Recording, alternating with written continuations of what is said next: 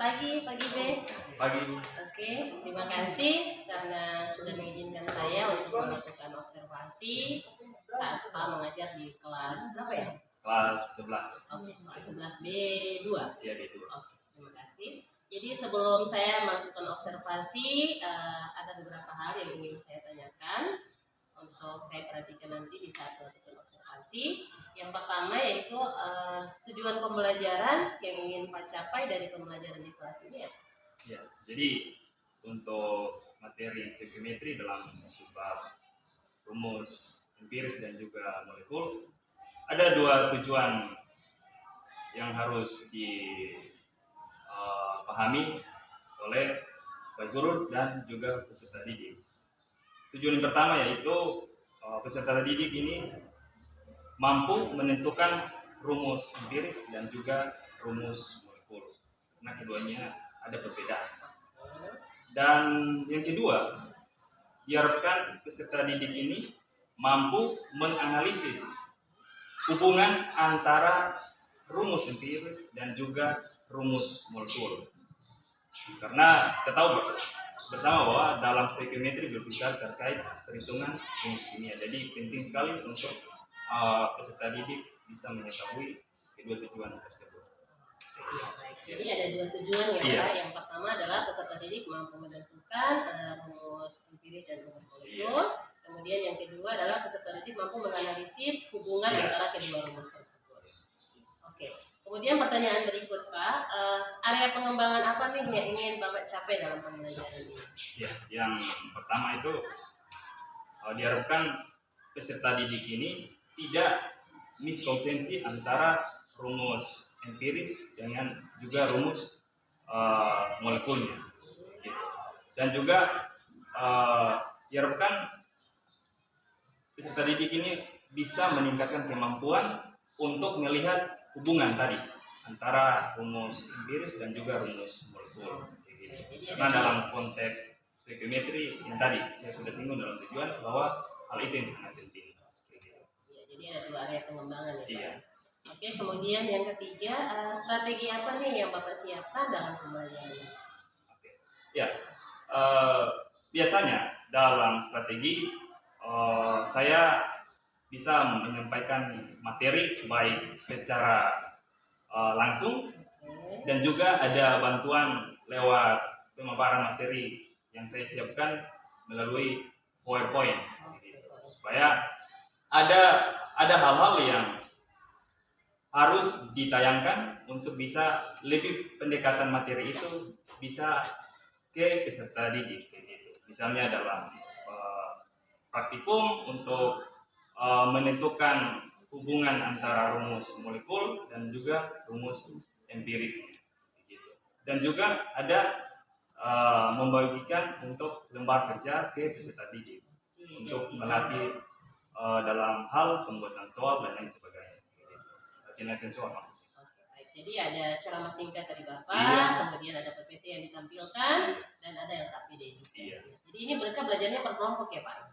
Iya, per kelompok. Jadi ada diskusi kelompok. Iya. Oke, baik. Terima kasih. Sangat luar biasa Pak strategi yang Bapak persiapkan. Harapan saya semoga dalam kegiatan pembelajaran nanti semuanya dapat berjalan dengan baik.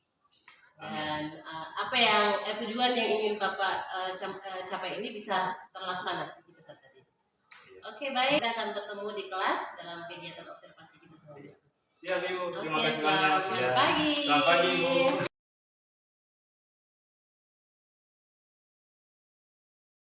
Menurut saya lama ya. Oke.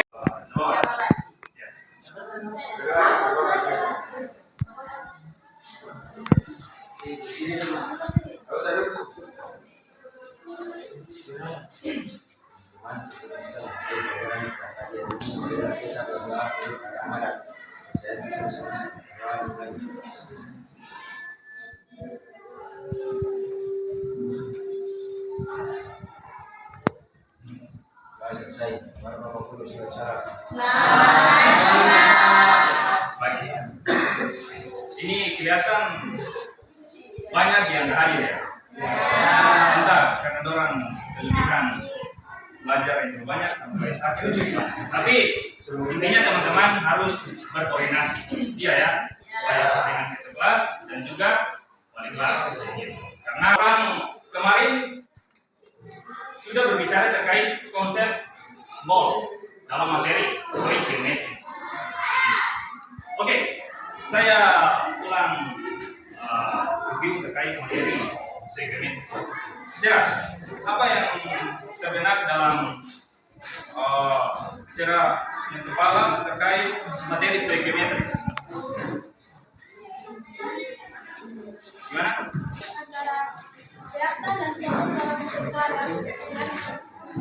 Iya, jadi reaktan dan juga bagaimana?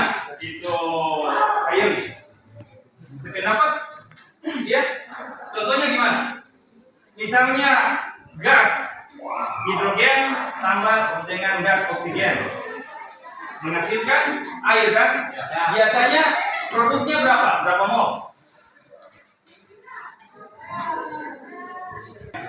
Jadi ketika, tapi kan harus langkah pertama ketika nanti lihat satu persamaan reaksi kan, lihat apa hubungan kuantitatif yang tadi sudah dijelaskan oleh Sarah kan? Gitu. Jadi harus teman-teman lihat, perhatikan jumlah mol atau jumlah atom di posisi reaktan dan juga di posisi produk harus apa namanya? Harus sama gitu. Dan juga jumlah partikel itu tidak terlepas hubungannya dengan materi selanjutnya. Jadi itu yang harus teman-teman terus pelajari agar masuk di bab berikutnya terkait dengan apa? Rumus dan rumus molekul. Kemarin dalam materi ikatan kimia orang sudah banyak berbicara terkait interaksi dengan molekul. Jadi nggak asing lagi, begitu. Iya ya, nggak asing lagi.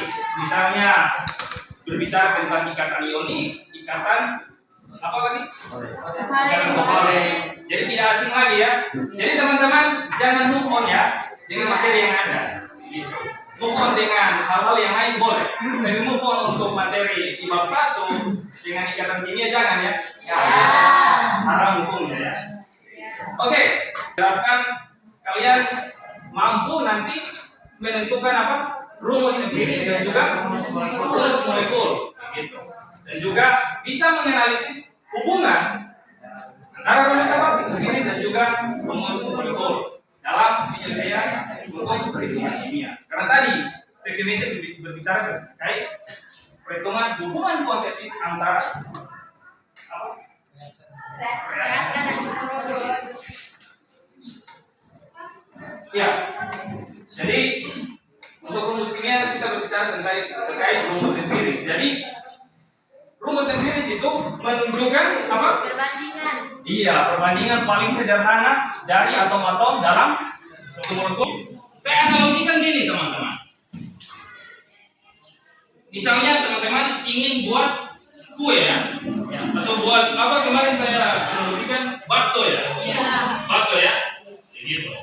Misalnya kalau teman-teman ingin buat bakso berarti yang dibutuhkan resepnya apa?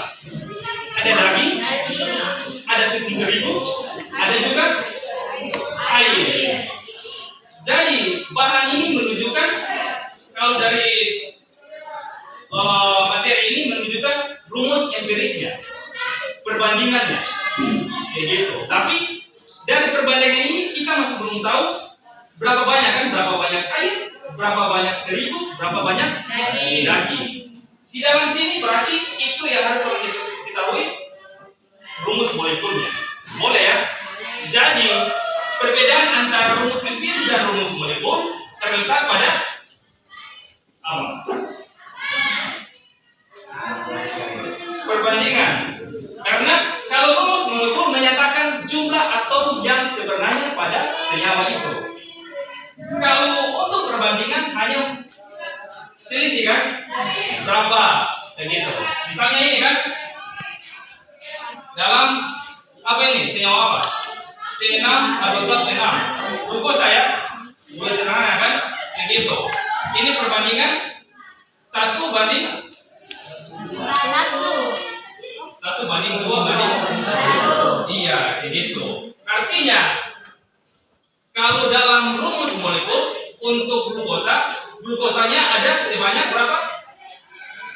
Oh, 2. Berapa ini tanda spesifik? Untuk rumus molekul menyatakan jumlah atom yang sebenarnya. Kan ini ada molekul apa ini? H2O, masuk Pak? H2O itu yang terkenal pada molekul penyakit dalam kehidupan hari-hari. Air. Air. Boleh ya? Iya. Jadi Mas Bo butuh air juga. Iya, kayak gitu. Boleh ya? Gitu. Boleh? Contohnya gini. Masih ingat kan MR kan? Apa itu MR? Apa Bang? Dirapikan AR-nya. Gitu. Kalau ada AR akan ditanya MR-nya, berarti tinggal teman-teman jumlahkan saja. Kalau ada jumlah atom atau dalam ikatan dalam struktur molekulnya ada lebih dari satu atom, nanti airnya itu ada yang terekstrak. Kita misalnya gunakan pelarut polar. Biasanya pelarut polar apa? Selain air, alkohol kan? Walaupun apa? Ada gugus non polarnya kan? Tapi biasanya dalam kimia organik itu digunakan pelarut alkohol untuk mengekstrak. Kasih pandangan terkait rumus molekul dan rumus empiris.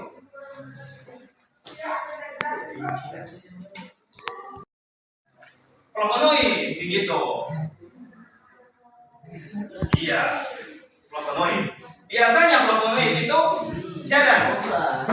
Kalau melihat dari struktur siklik atau struktur benzen dari flavonoid Yang tumbang itu kan memakan atom bersama. Iya, semua. Kan ikatan kovalen penggunaan jumlah elektron secara bersama-sama kan? Iya. Valensi karbon itu berapa? Uji, valensi yang ada pada kulit keluar berapa?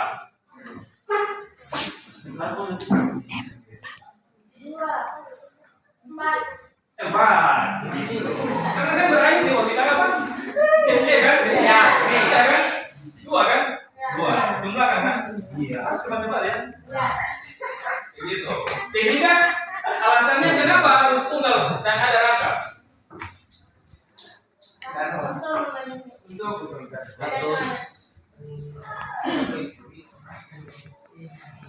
kayak untuk dancer untuk iya kita lebih kuat. Oke ya. Untuk apa? Mencapai kita bilang kan? Ya. Gitu kan? Iya kan? Ya. Iya. Karena ini C 1 tambah 1 2 kan? Bisa 2. Berarti sudah 6 kan? Kenapa harus rangkap untuk tambah 2 kan? Ya. Di A ada 6. Berikutnya ada 1 2 3. Begitu. Yang di B ada 6 juga. Berarti kita bisa gambar bahwa 6 C6 C 3 C3 C 6. Atau rumus empirisnya berapa? 3 C 3 15 C 3 C 1 3. Bisa sederhanakan lagi kan? Bisa 1 3. Kok 3 sih? Ini lebih kecil kan? Ya. Boleh ya? Oke. Cara menentukan rumus empiris yaitu yang pertama apa? Iya, menghitung massa dari atom menyusun molekul. Ketika kita tahu cara menghitung massa harus lihat apa tadi? Mulai bilangan Avogadro. 6, dari atom-atom menyusun molekul, kayak gitu. Dan yang keempat menentukan rumus empiris berdasarkan iya. Dan juga yang kedua apa? Menentukan rumus molekul kan? Jadi rumus molekul bisa ditentukan jika kita mengetahui 2 hal, yaitu empiris dan massa molekul relatif. iya. Yaitu ya kan? Iya. ada formulanya. Rumus molekul sama dengan rumus per massa molekul relatif dari rumus empiris. Jadi ketika kita sudah tahu jumlah massa molekul dari rumus empiris, nanti kita bagikan dengan massa molekul relatif atau dari MR dalam suatu apa? Iya, nyawa molekul ya. Nah, coba kayak sedikit permasalahan. Nah, ini permasalahan.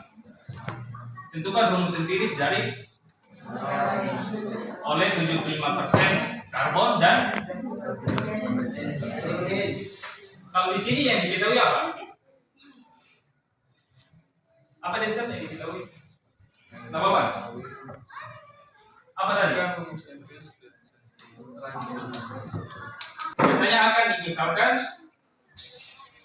Jadi untuk langkah pertama menentukan massa karbon dan hidrogen. Jadi diasumsikan massa per mR kan? Begitu. Karena ini hanya satu, jadi langsung ke AR. Biasanya MR kan? MR kan total AR dalam molekul kan? Gitu. Jadi ini langsung saja AR karbon. Nah, coba renungkan sebentar. Yang tadi, contoh tadi sudah catat.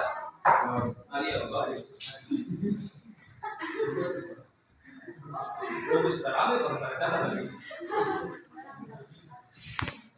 Kalau apa? Gram per mol kan? Jadi simak tersebut diketahui mengandung 40% karbon. Bisa saja. Jadi di tabel fungsinya untuk menguraikan satu-satu supaya lebih paham dalam mengerjakan satu soal. Iya. Selanjutnya untuk lihat rumus empirisnya berarti apa tadi?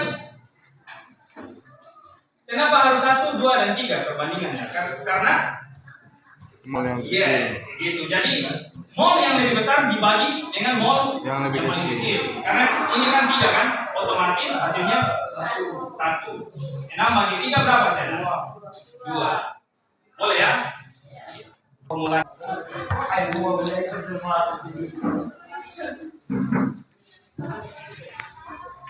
Karena bata ini saya tahu dari gimmicknya dia sudah itu akan ini ya.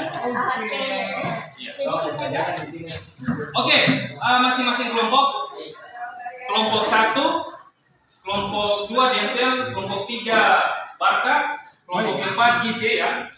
Iya. Perhatikan teman-teman semua. Untuk kelompok 1 kerjakan nomor 1 ya. Kelompok 2 demikian, kerja nomor 2. Kelompok 3 nomor 3, kelompok 4 yang 4. Nanti kelompok 3 itu ambil juga soal di nomor 5. Kita akan lihat satu-satu soal. Boleh ya? Gitu. Oke. Nah, perhatikan. Kelompok 1 dan 2 itu kan ada opsi ya. Ada B, A, B kan? Yang mampu kalian kerjakan kedua opsi tersebut. Iya. Iya, boleh. Ayo. Jadi soal kita itu yang nomor 2, yang A ini, yang politein yang tersusun dari 86% karbon dan 14% hidrogen. Nah, kita akan cari rumus empirisnya.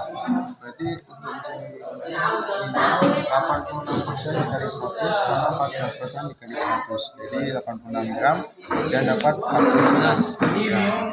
Untuk mencari itu massa karbon tadi yang 86 gram, berarti air karbon kita ketahui sendiri itu 12. Berarti 86 dibagi 12 menghasilkan. Kalian buat saja ya nomor yang opsi B ya. Tadi saya tadi lihat di sana AR dari karbon berapa? 12 1 gram kali mol kan? Boleh ya? Iya. Mulai.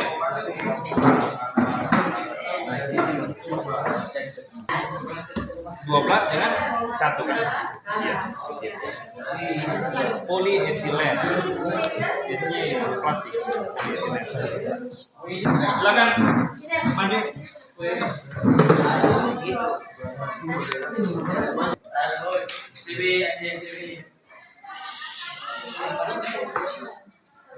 Nama di sini nama apa nih yang maju? Nama apa? Mulai ini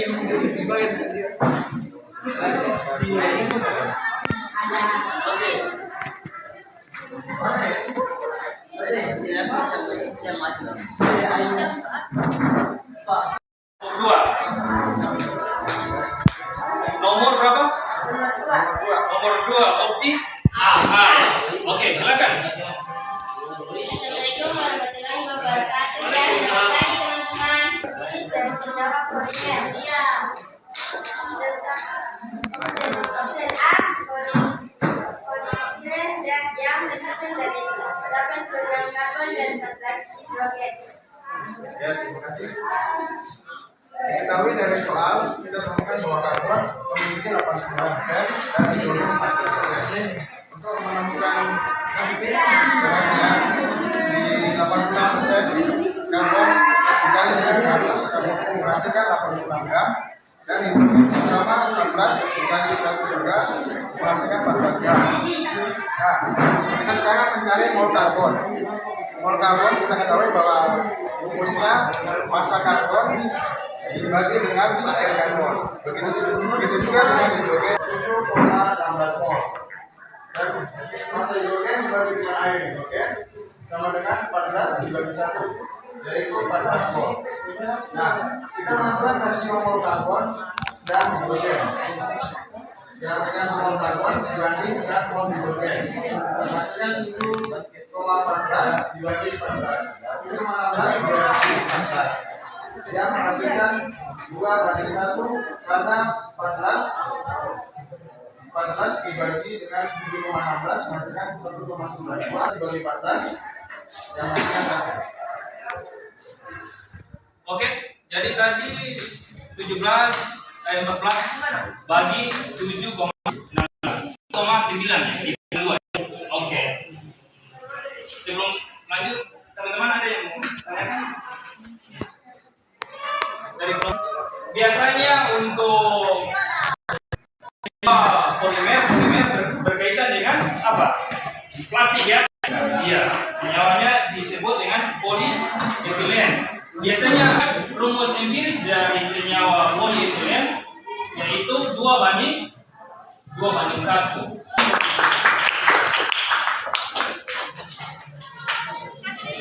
Kali ini, jadi saya ulangi.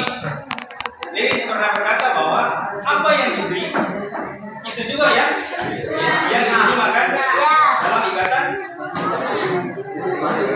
ionik kan gitu. Jadi teman-teman, halo ya, boleh ya. Jadi elektron ketika diberikan 1 harus diterima juga 1. Begitu juga dengan teman-teman. Ketika teman-teman belajar kiat, ya tahu kan banyak, iya banyak tinggi dan juga banyak kan sesuai kan konsep Lewis kan. Gitu. Oke, hari ini kita berbicara terkait rumus empiris dan rumus Gauss. Oke, Sarah bisa sebutkan apa itu rumus Gauss dan rumus empiris? Silakan.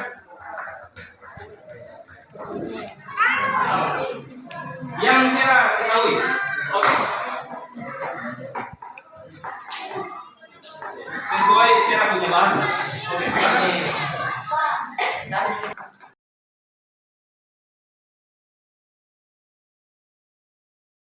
Pagi B. Iya, selamat pagi. Iya. Oke, baik, terima kasih atas kesempatannya dari Pak Bebe untuk menghadiri kegiatan pasca observasi saya antara saya dengan rekan sejawat. Jadi beliau ini ada rutinnya juga dan beliau baru di sini untuk semester ini seperti itu. Iya, baik, pagi B, bagaimana kabar? Sehat? Sehat-sehat. Ya, alhamdulillah. Ya. Sebelumnya nih hari ini itu tujuan kita bertemu di sini itu adalah untuk mengevaluasi kegiatan observasi yang sudah saya lakukan terhadap hasil pembelajaran Pak kemarin di kelas. Jadi kemarin itu di kelas 11 B2 dengan waktu yang cukup singkat ya Pak ya.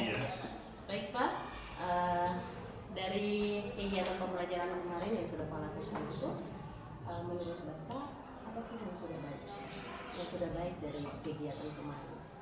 Kalau untuk yang sudah baik itu dari segi konten baik materi, ya karena saya sudah terapkan untuk materinya itu dipresentasikan baik lewat PPT dan juga ada dibagikan ke KPD dengan siswa masing-masing. Oh iya, jadi untuk media jadi sudah ada PowerPoint yang persiapannya dan itu sudah cukup baik. Kemudian ada KPD lagi. Oke, untuk media sudah oke. Sekarang selama kegiatan pembelajaran apa sih yang masih kurang? Kalau yang kurang dominan kemarin itu di kelompok itu masih kurang aktif,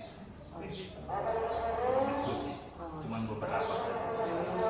Jadi terkait dengan diskusi kelompok anak-anak itu masih kurang aktif. Ini berarti berkaitan dengan pengelolaan kelas ya Pak. Oke. Selanjutnya nih Pak, untuk melakukan hal yang lebih baik terkait dengan kekurangan tadi. Ya, yang pertama palingan karena tadi dari segi keaktifan masih belum, berarti pengelompokan siswa-siswa itu lihat yang mana aktif untuk bisa dibarengin dengan siswa yang ada kolaborasi. Jadi kemarin selama proses pembelajaran itu kan yang saya lihat Pak menggunakan pendekatan berdiferensiasi ya. Jadi untuk diferensiasi itu kan ada 3 nih, ada proses, konten, sama proses. Yang saya lihat secara garis besar itu untuk konten sama prosesnya itu sudah berjalan.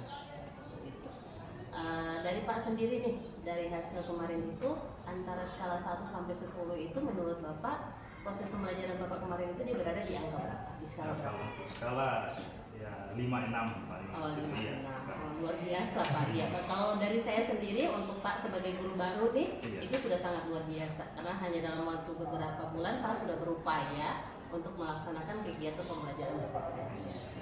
Iya. Untuk skala 1 sampai 10 Pak di 5 dan 6. Harapan Bapak nih ke depannya Pak akan berada di skala berapa?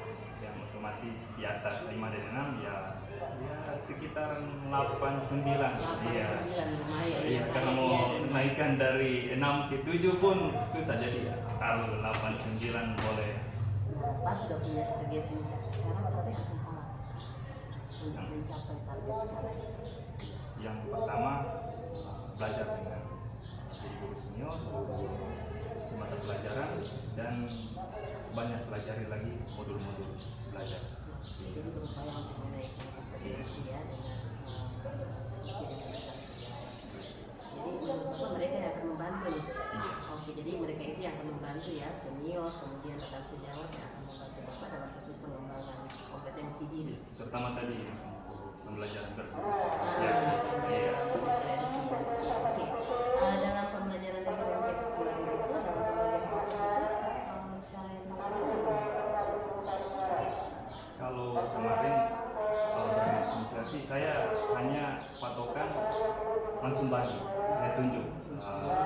Karena ada beberapa saya evaluasi, yang ini yang bisa, jadi saya langsung bagi. Nanti dari kita kelompok yang sudah saya tunjuk, mereka yang pilih anggotanya masing-masing. Oke, boleh sih, karena kalau mereka memilih berarti itu sudah masuk dalam pendekatan pembelajaran yang berpihak kepada murid. Jadi siswa bisa diberikan kebebasan juga untuk memilih anggota kelompok ya, seperti itu. Tapi saran saya nih Pak untuk kedepannya, Pak harus lebih memaksimalkan lagi bagaimana cara Pak bisa mendiagnosa cara belajar, gaya belajar peserta didik. Kan kemarin kan mungkin sudah terlihat tapi belum sepenuhnya seperti itu. Karena yang saya lihat dari hasil observasi kemarin dalam kelompok itu hanya ada beberapa siswa yang aktif. Jadi mungkin keterbatasan waktu juga ya Pak ya. Iya, oke. Terkait dengan pengembangan diri tadi yang Pak akan mengibaratkan sejawat ataupun senior itu kira-kira kapan Pak akan menghubungi mereka untuk melakukan kegiatan? Iya, untuk itu lihat untuk waktu free dari guru-guru di minggu depan atau akan akhir bisa diatur jadwalnya. Iya. Ya, jadi harus ada komunikasi ya Pak. Iya. Jadi Pak hubungi mereka, kemudian membuat jadwal seperti ini kapan ini bisa berbagi praktik. Ya. Baik Pak, mungkin cukup sekian. Tapi saya ingin menekankan lagi ada beberapa saran dari saya terkait dengan hasil observasi kemarin. Pertama, untuk diferensiasi sejauh ini sudah cukup baik ya Pak. Tinggal bagaimana Pak melakukan diagnosis awal terkait dengan daya belajar siswa. Seperti itu supaya kita bisa mengetahui mana yang kinestetik, mana yang sama mana yang visual seperti itu. Kalau kita kimia ini kan kalau dalam hal kinestetik untuk praktikum itu gampang. Iya. Iya, tapi di kelas ini agak susah. Apalagi materi kemarin yang Bapak jelaskan. Rumus empiris, Iya, rumus empiris dan rumus molekul itu kan kalau kita bawa dalam pemahaman nyata itu kan agak susah seperti itu. Jadi hal yang abstrak mau kita bawa ke siswa itu kita butuh, guru itu butuh beberapa media seperti itu. Kemarin video, kalau kemarin ada video, karena kemarin hanya Iya, PPT, kita terkendala ya. Iya. Jadi hanya bisa menampilkan PowerPoint, kemudian diskusi kelompok. Kemudian saya